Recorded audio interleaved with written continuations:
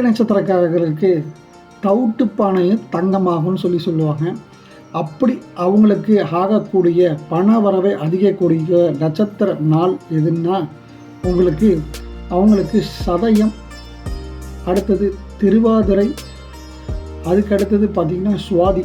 இந்த நட்சத்திர நாளில் இவங்க இந்த ஆலயங்கள் சென்று வழிபட்டால் மிக அருமையான நற்பலன்கள்லாம் நடக்கும்.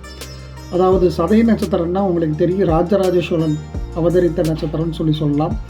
அந்த நட்சத்திரத்தில் அம்பாள் அவதரிச்சிருக்காங்க.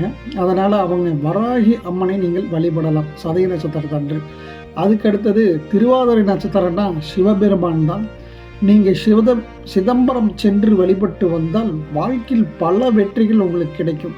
அதுக்கடுத்தது பார்த்திங்கன்னா உங்களுக்கு சுவாதி நட்சத்திரத்தில் நரசிம்மரை நீங்கள் சென்று வழிபட்டால் வாழ்வில் எல்லா துன்பங்களும் நீங்க